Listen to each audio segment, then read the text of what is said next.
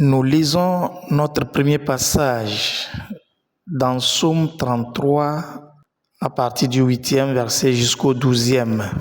Toutes nos lectures seront faites dans la version Vie Nouvelle. Je lis.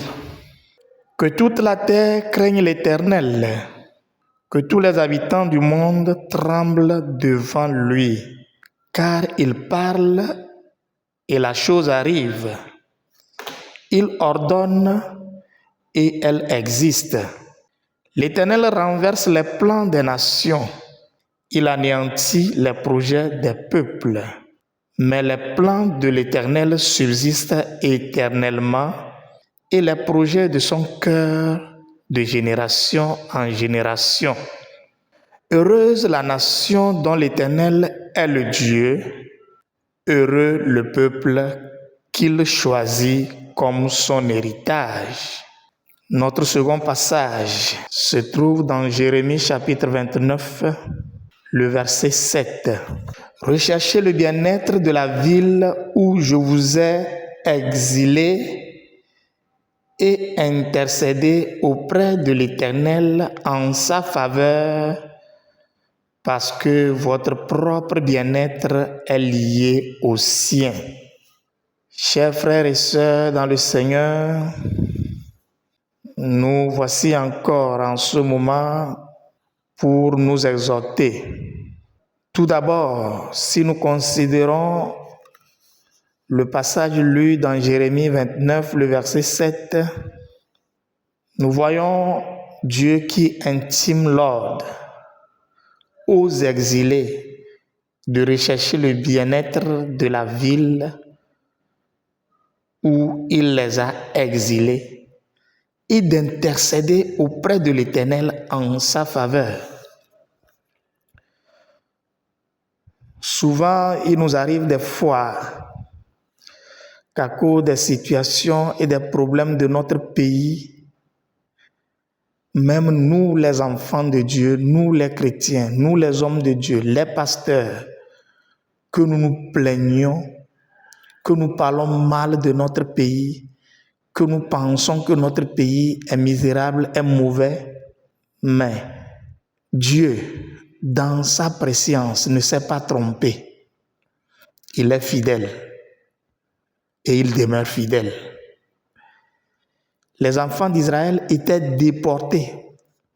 Ils étaient en exil. Mais Dieu leur demande de prier pour la nation dans laquelle ils sont exilés. Frères et sœurs, ce n'était pas un moment facile pour ces exilés. Ils étaient comme des esclaves. Ils étaient piétinés. Ils étaient dominés. Mais malgré cela, Dieu demande à ses enfants qui sont dans cette condition de prier pour la nation dans laquelle ils sont exilés. Frères et sœurs dans le Seigneur, nous aimerions demander à tous sur cette plateforme et à tous ceux qui nous écoutent que Dieu sait pourquoi il nous a créés et nous a mis sur la terre togolaise, sur le territoire togolais. Notre devoir, c'est de prier pour le bien-être de ce pays, de ne pas nous joindre à ceux qui blâment, à ceux qui insultent, à ceux qui bavardent et croient que nous sommes misérables, nous sommes laissés pour compte. Dieu est avec nous et Dieu a le dernier mot dans notre vie et nous avons besoin de l'invoquer pour le bien-être de notre pays. Si nous revenons au psaume 33, si nous voyons concrètement le verset 12 que nous avons lu, nous allons voir que Dieu invite également nous qui sommes ses enfants à prier. Et il dit,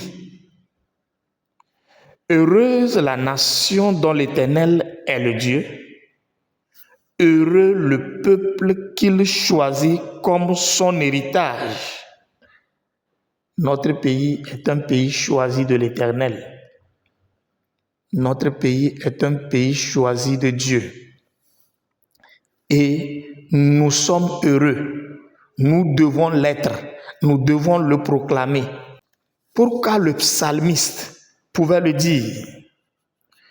Parce qu'il sait qu'en priant et en invoquant Dieu, l'Éternel intervient miraculeusement. C'est pourquoi, en tant qu'enfant de Dieu, en tant que chrétien, nous devons prier et demander à Dieu de bénir notre nation, le Togo, et de faire de cette nation une nation prospère, en rappelant la promesse divine contenue dans ce verset 12 que nous venons de lire. Pas seulement pour la bénédiction et la prospérité, mais nous devons aussi prier pour la justice et la paix. En tant que chrétiens, nous devons prier pour que la justice et la paix, valeur importante dans la perspective biblique, de régner dans notre nation. C'est là notre devoir en tant que chrétien. C'est là notre appel pour lequel Dieu nous a suscité, nous a appelés, pour que nous soyons des enfants de Dieu, des chrétiens. Nous devons prier pour la justice et la paix. En plus de la bénédiction et la prospérité, de la justice et la paix, nous devons également prier pour la guidance divine.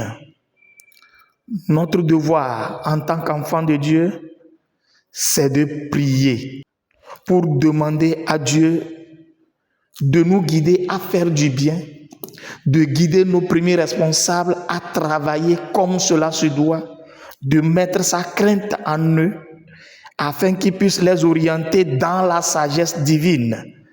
C'est là le devoir du chrétien. En plus de ces trois éléments, nous devons également prier pour l'unité et l'harmonie. L'unité et l'harmonie dans notre nation. Nous devons prier pour que le peuple soit uni dans l'amour et l'harmonie, afin que la nation soit forte et prospère. Chers frères et sœurs en Christ, ce n'est pas pour une inutilité que Dieu nous a rassemblés sur cette plateforme. Ce n'est pas inutilement que Dieu nous a appelés de tous les horizons pour que nous fassions un dans la vision de son serviteur qu'il a suscité. Nous devons être réellement à la brèche. Et être à la brèche, c'est de prier pour la nation. Être à la brèche, c'est de confier ce pays à Dieu. Être à la brèche, c'est de demander la grâce de Dieu pour ce pays. Pour finir, nous lisons 2 Chroniques, chapitre 7, versets 13 et 14. Vous nous permettez de lire uniquement que le verset 14. 2 Chroniques, chapitre 7, le verset 14 qui nous dit: si mon peuple, celui qui porte mon nom, s'humilie, prie et me cherche, et s'il renonce à ses mauvaises voies, je l'écouterai du haut du ciel. Je lui pardonnerai son péché et je guérirai son pays. Dieu va guérir notre pays. Dieu va écouter nos prières parce que nous sommes appelés de son nom. Nous sommes appelés ses enfants. Chers frères et sœurs dans le Seigneur, notre devoir, c'est d'intercéder pour le bonheur de ce pays, pour le bonheur de cette nation. Nous avons, par la grâce de Dieu, ce forum, cette plateforme qui a été créée afin que nous puissions joindre nos efforts, nous puissions apporter notre touche, notre contribution pour que ce pays puisse être solide et se tenir debout. Les bonnes choses sont encore là et viendront pour notre pays. Chers frères et sœurs dans le Seigneur, que la paix et la grâce de Dieu se reposent sur chacun de nous et que sa miséricorde nous accompagne. Soyez-en bénis et que chacun de nous reçoive la grâce et la paix du Seigneur dans sa vie. Soyez bénis.